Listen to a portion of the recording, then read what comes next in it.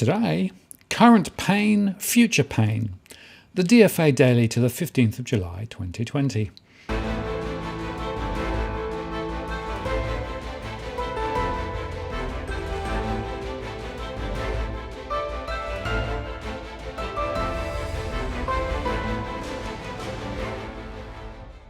Hello again, I'm Martin North from Digital Finance Analytics, one latest post covering finance and prop news with a distinctively Australian flavour and with a touch of philosophy on the side. Although swift action from the Federal Reserve and the US government staved off a pandemic-led spike in missed loan payments, there's a message coming from the nation's biggest banks. They say it's coming. The US economy will have a slower than expected recovery amid a surge in novel coronavirus cases across the country, and a broad second wave of the disease could cause economic pain to deepen again, Federal Reserve officials warned on Tuesday. One by one, Fed policymakers have become more downbeat in recent days, resetting expectations on the recovery and cautioning that recent improvements in economic data, such as job gains, may be fleeting. Richmond Fed President Thomas Barkin warned on Tuesday that US unemployment could rise again as businesses adjust to a likely longer recession than first anticipated, and initiatives like the Paycheck Protection Program, the PPP, expire. A more granular health strategy, including ubiquitous mask usage, is needed to avoid a possible economic depression. St. Louis Federal Reserve President James Bullard also said on Tuesday in comments to the Economic Club of New York, the pandemic remains the key driver of the economy's course. A thick fog of uncertainty still surrounds US and downside risks predominate, Fed Governor Lael Brainard said in a speech to a virtual event hosted by the National Association for Business Economics. Brainard warned that a broad second wave of infections could even prompt a second dip in activity, as well as reignite financial market volatility at a time of greater vulnerability. Non-bank financial institutions could again come under pressure, and some banks might pull back on lending if they face rising losses. And in the US in April 2020, 6.1% of home mortgages were at some stage of delinquency, that means 30 days or more past due, including those in foreclosures. The highest overall delinquency rate since January 2016, according to the latest CoreLogic Loan Performance Insights report. The April 2020 overall delinquency rate jumped 2.5 percentage points from the prior month as the impact of the coronavirus pandemic and resulting recession made it difficult for borrowers to make their monthly mortgage payments. The increase in April ended a 27-month streak in consecutive year-over-year decreases in the overall delinquency rate. The share of mortgages that were 30 to 59 days past due, considered early stage delinquencies, was 4.2% in April 2020, up from 1.7% in April 2019, and the share of mortgages 60 to 89 days past due was 0.7% in April 2020, up from 0.6% in April 2019. The serious delinquency rate, defined as 90 days or more past due, including loans in foreclosure, was 1.2% in April 2020, down from 1.3% in April 2019. And for the fifth consecutive month, the serious delinquency remained at its lowest levels since June 2000. The foreclosure inventory rate, the share of mortgages in some stage of the foreclosure processes, was 0.3% in April 2020, down from 0.4% in April 2019, and the lowest foreclosure rate in the last 21 years. In addition to delinquency rates, CoreLogic tracks the rate at which mortgages transition from one stage of delinquency to the next, such as going from current to 30-day past due. The share of mortgages that transition from current to 30 days past due increased to 3.4% in April, and that's the highest reading in the last 21 years. In comparison, the previous peak in the current to 30-day transition rate was 2% in November 2008. JP Morgan Chase, Citigroup and Wells Fargo have set aside almost $28 billion for bad loans in the second quarter, a mark only surpassed by the last 3 months of 2008 during the depths of the financial crisis. The total was higher than analysts had expected, all three lenders saying their economic outlook had deteriorated as the coronavirus continues to rage through the US. Even as unemployment surged, stimulus programs helped individuals stay current on debts, and many have taken advantage of payment deferral options from banks. JP Morgan said delinquencies in its biggest consumer loan categories were down or unchanged from a year earlier, and a majority of credit card and mortgage customers who got deferrals had still made payments. This is not a normal recession. The recessionary part of this you're going to see down the road, JP Morgan Chief Executive Officer Jamie Dimon said on Tuesday. You will see the effect of this recession. You're just not going to see it right away because of all the stimulus. For Wells Fargo, the biggest loan loss provisions in its history led to the bank's first net loss since 2008 and an 80% cut to its dividend.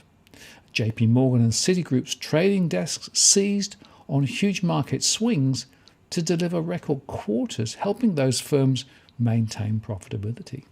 JP Morgan traders shattered their previous revenue record by more than $2 billion, while Citigroup's 68% jump in fixed income revenue beat even the most optimistic analyst estimates. The biggest Wall Street firms, after years of questions about whether their trading businesses were permanently broken, have benefited from a roller coaster 2020. After the pandemic drove stocks into the fastest bear market ever in March, the S&P 500 mounted one of the biggest rallies in 9 decades, boosted by stimulus measures and optimism over a swift economic rebound. But even buoyant markets couldn't halt the pain from the new economic reality prompted by the US failure to contain the spread of the virus in ways other nations have. JP Morgan now expects the unemployment rate to remain above 10% for all of 2020 and fall only to 7.7% by the end of next year. The second quarter provisions bring the three banks' 2020 total to $47 billion, more than those firms set aside in the last 3 years combined. I don't think anybody should leave any bank earnings call this quarter simply feeling like the worst is absolutely behind us and it's a rosy path ahead, Citigroup CEO Michael Colbert told analysts. We don't want people leaving the call simply thinking the world is a great place and it's a V-shaped recovery. Shares of Wells Fargo and Citigroup fell 5.4% and 2.8% respectively, and JP Morgan's were little changed. The pessimism of banks' forecasts stands in stark relief to the predictions coming out of Washington. The White House has touted a sharp economic bounce and said it's intact even as the virus surges again and threatens new waves of lockdowns. I don't see an interruption to the V-shaped recovery, White House economic advisor Larry Kudlow told Fox News on Monday. If there is one, I'll be honest and factful about it, but at the moment, with our fingers crossed and some prayers, I think we're on track for a very strong second half of the year, probably still 20% growth plus. The strains have yet to show on the consumer side. Citigroup's non-accrual consumer loans fell 7% from a year earlier, and JP Morgan's total net charges off were almost half what had been expected. The relationship between the business cycle and the health of the business sector and the health of the household sector is broken, JP Morgan's chief financial officer said. It's particularly hard for banks and their investors to gauge the resiliency of consumers because so much depends on how the pandemic evolves and because the government has been providing them so much support and stimulus, some of which is set to run out soon. What happens when we take the consumer off life support? Said David Donovan, who leads the America's Global Financial Services practice for Publicis, Cipient, which helps to set strategy for banks. As the disease ebbs in some areas and spikes in others, including Florida, Texas and California, it's hard to get a handle on how that affects the overall consumer. Wells Fargo's non-performing assets jumped 22% from the first quarter, largely driven by loans to the oil and gas and commercial real estate industries. The bank boosted its reserves for credit losses by $8.4 billion in the period, with more than 3/4 of the increase coming on the commercial side. Citigroup said its roughly $3.5 billion boost to wholesale lending reserves was partly driven by a slew of credit rating downgrades. There's significantly more reserves against non-investment grade names, Citigroup CFO Mark Mason said. Within that non-investment grade bucket, we've seen a lot of further downgrades. Still, the bank's provisions are more about future pain than anything in current results.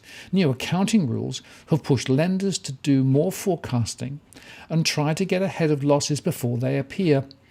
And the three banks increased their reserves by $23 billion, which is $7 billion more than the previous record. We're just guessing, Diamond said. We are prepared for the worst case, but we simply don't know. Now, over in New Zealand, the June data from the Real Estate Institute showed that prices for the housing sector were slightly stronger in Auckland than in many other areas of the country, all based on their house price index. The HPI claims to be more accurate as it takes account of the mix of property actually sold.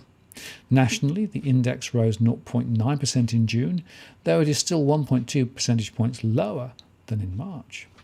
Many other areas mirrored this, such as Auckland, Hastings, New Plymouth, Palmerston North, Wellington region, Upper Hutt, Wellington City and Christchurch. But Queenstown Lakes dropped 3% in the past month and 9% over the quarter. And there were falls in Hamilton, Tauranga, Rotorua, Lower Hutt, Dunedin and Invercargill. It's probably too soon, actually, to read the tea leaves about future price movements post-COVID, but if unemployment remains high, then defaults will follow and pressure on prices will probably grow. But then the number of properties sold in June across New Zealand increased by 7.1% from the same time last year, from 6,184 to 6,625, and that's the highest number of properties sold in a June month for 4 years. For New Zealand, excluding Auckland, the number of properties sold increased by 6.2% when compared to the same time last year, and that's from 4,306 to 4,571 properties, and that's the highest for the month of June for 4 years. And in Auckland, the number of properties sold in June increased by 9.4% year over year, from 1,878 to 2,054, and that's the highest for the month of June again for 4 years.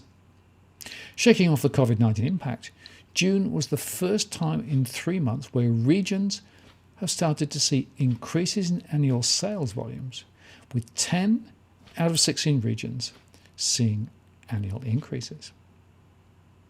Now, the Sydney Morning Herald says that locally, property prices hang in the balance as the pandemic fears rise.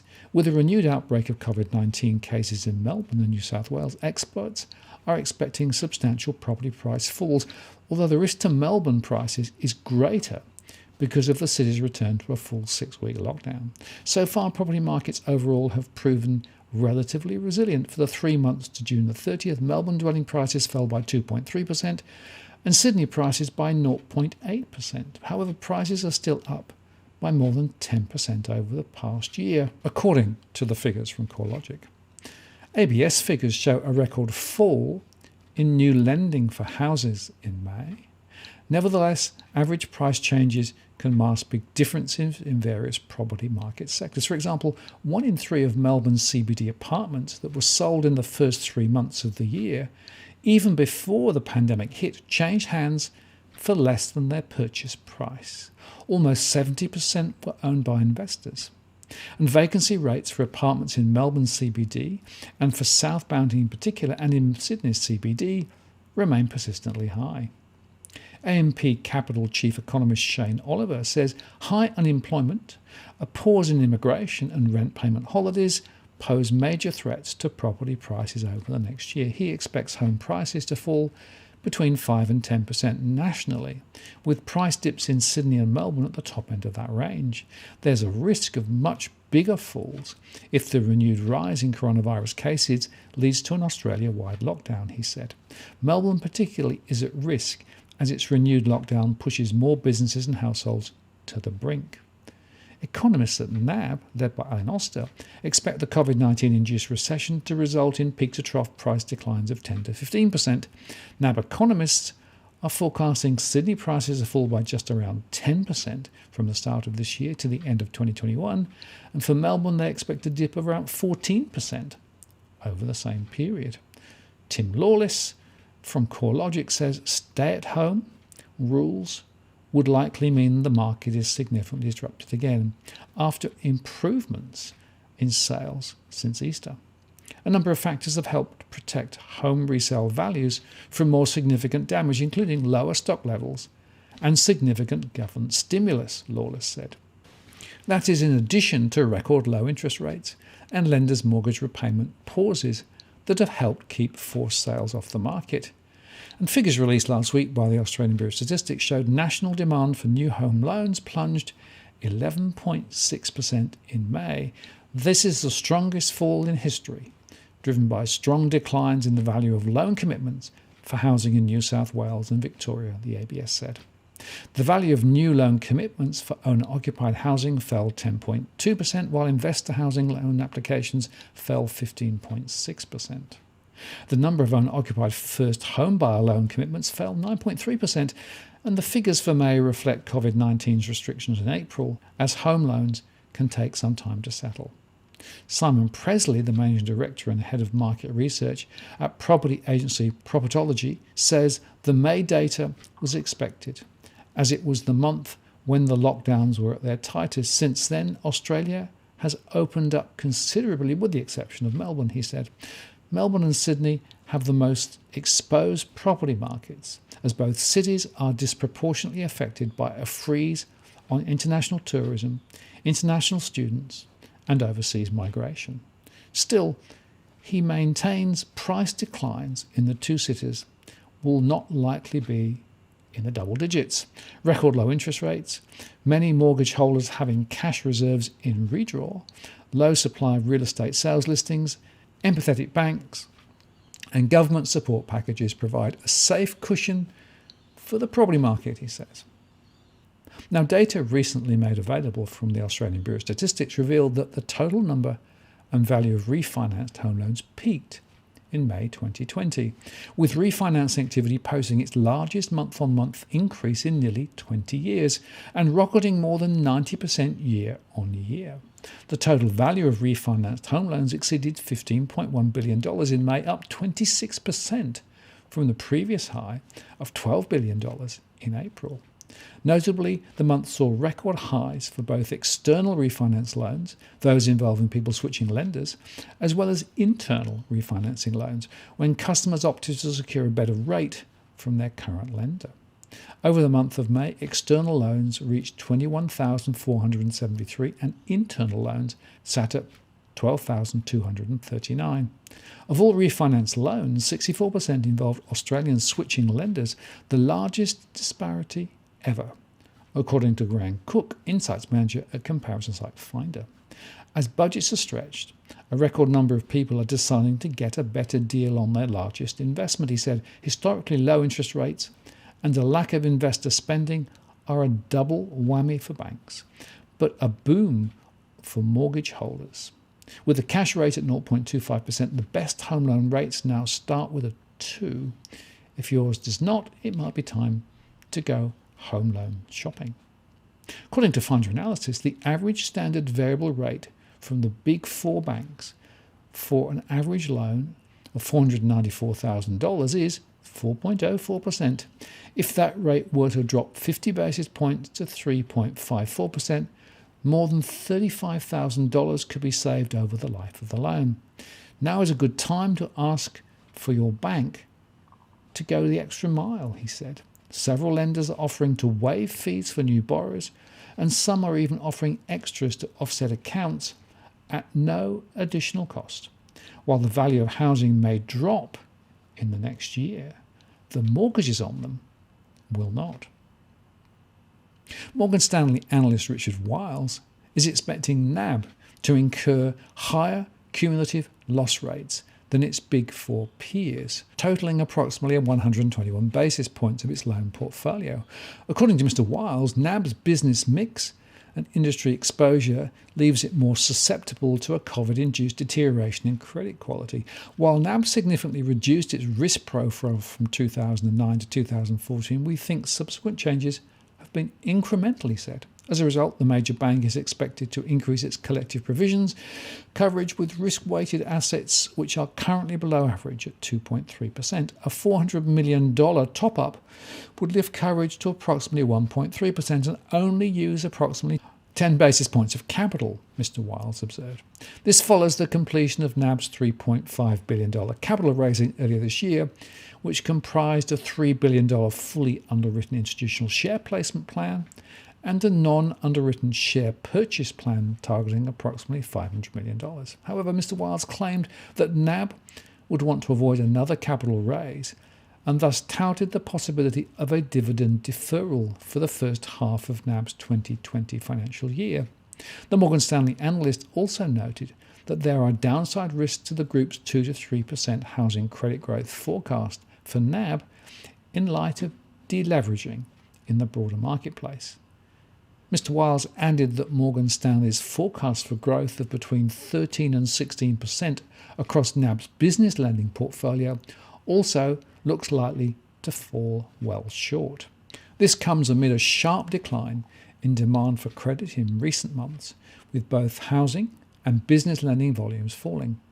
According to the Australian Bureau of Statistics' latest lending indicators, the value of home loans approved plunged 11.6% to $16.4 billion in May. That's the largest fall in the history of the series, and this follows a 4.8% decline in April, which was the sharpest fall since May 2015.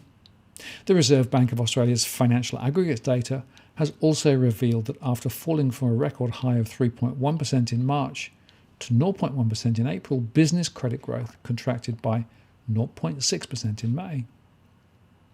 And Roy Morgan reported a further 0.5% drop in consumer confidence last week, its third straight weekly decline.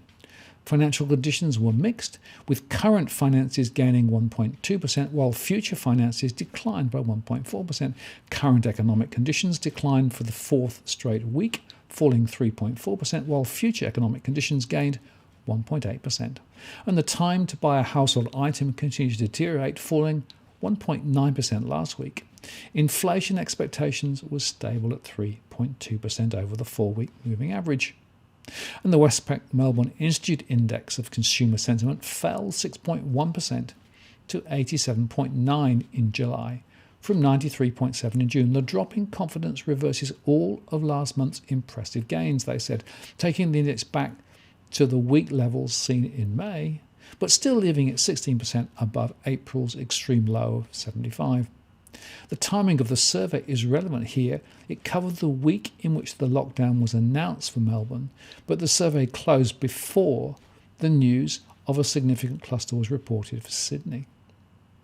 And Roy Morgan has also partnered with leading technology innovator Urban Media to aggregate data from tens of thousands of mobile devices to assess the movements of Australians as we cope with the restrictions imposed in response to the virus. The interactive dashboards track the movement data from a number of key locations around Melbourne and Sydney during 2020. The number of devices seen in the Sydney CBD during the first week of July averaged only 53% of the levels seen earlier in the year during January and February. In recent days, several new cases of COVID-19 have been discovered around Sydney, and the prospect of a return to lockdown appears to be rising. Further south, the number of devices seen in the Melbourne CBD during the first week of July averaged only 39% of the levels seen earlier in the year, and the Melbourne metropolitan area has seen restrictions progressively tightened since mid-June and returned to a stage 3 lockdown during the past week. Although restrictions eased in both cities during May and early June, the movement data for both CBDs remains well below the average levels in the pre-COVID-19 period, as working from home has remained the norm for many city office workers throughout this period. And consider the impact there of those businesses in the CBD servicing office workers. APRA reported more superannuation withdrawals. From the inception of the scheme on the 20th of April to the 5th of July, payments made to eligible members have taken an average of 3.3 business days after receipt of funds of the applications from the Australian Tax Office, and 95.2% has been made within 5 business days. They said this reporting week covers the week from the 29th of June to the 5th of July. It includes the end of the period for which members could apply for up to $10,000 for the 2019-20 financial year, and the start of the period for which members could apply for up to $10,000 for the 2021 financial year. The 511,000 applications received by funds during the week from the 29th of June to the 5th of July includes a mix of both applications received for 2019-20 and 2021. It is a significant increase in applications compared to the week of the 22nd to the 28th of June, where just 127,000 applications were received by funds, reflecting the start of repeat applications for the 2021 financial year. An initial application is the first application made in respect of a member account, whether this occurred in 2019-20 or 2021. A repeat application is an application for a member account that previously submitted an initial application. All such applications are for the 2021 financial year period. The 511,000 applications received during this reporting week is lower than the 665,000 applications received during the first week of the early release scheme back in April. Out of the 511,000 applications received, 165,000 were for members applying for early release for the first time, and 346,000 were for members applying for the second time. The average amount applied for by those making a repeat application was $8,904, and the 165,000 initial applications brings the total number of initial applications to 2.7 million since the inception of the scheme. It is important to note that the number of initial applications reflects the number of member accounts that have been accessed across entities with more than 4 members, and exceeds the number of individuals that made an application due to some individuals seeking withdrawals from more than one superannuation fund.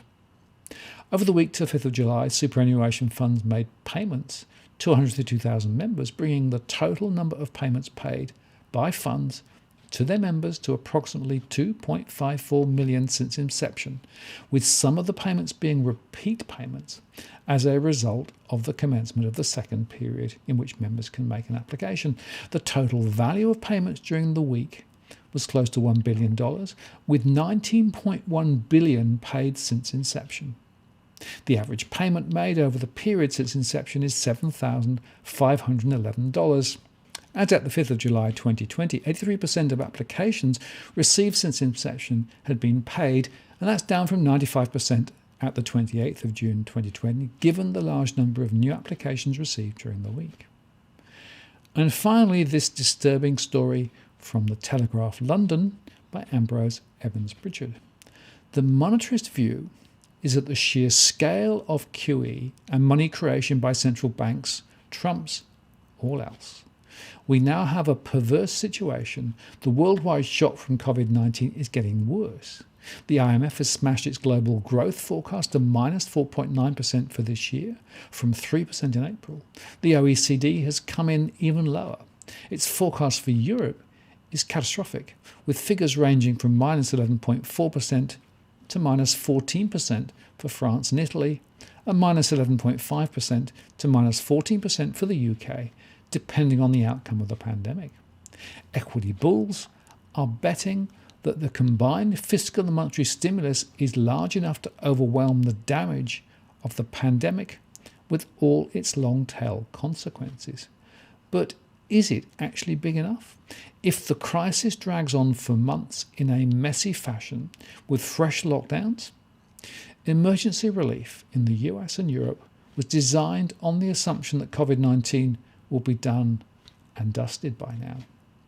America has been running through the $2 trillion injection of the CARES Act at a terrific pace. The Economic Policy Institute in Washington estimates a tenth of the US workforce will never regain their previous jobs, nor have the job cuts ended.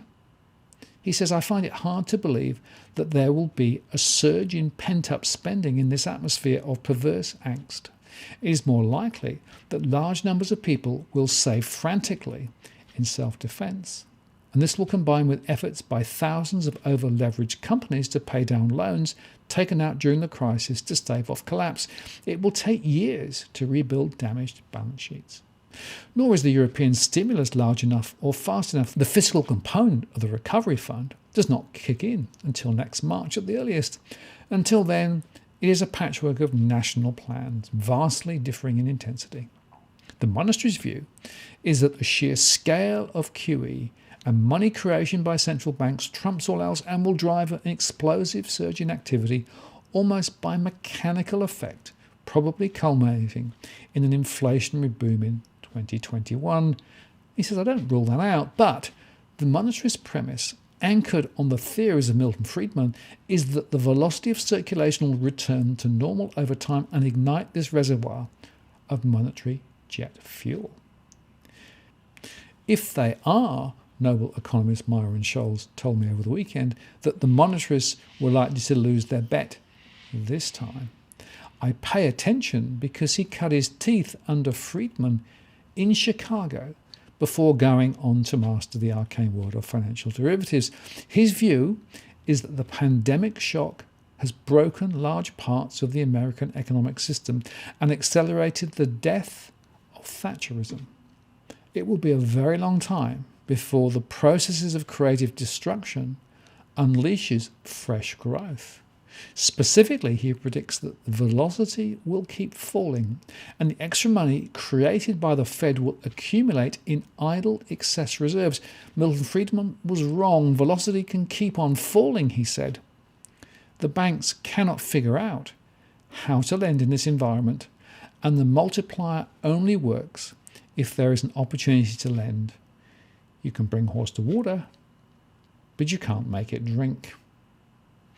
And if you put that on the table, plus all of the immediate issues around COVID, then you can see that both in the short term and in the long term, there are issues galore ahead. And in that environment, I still maintain that the chances of a quick economic rebound are close to zero. This is a long, slow grind, and unfortunately it will take us into next year and beyond with high levels of unemployment, falling house prices, and more financial instability. And remember what those banks in the US said, the worst is yet to come. I'm Martin North from Digital Finance Analytics. Many thanks for watching, and I'll see you again next time.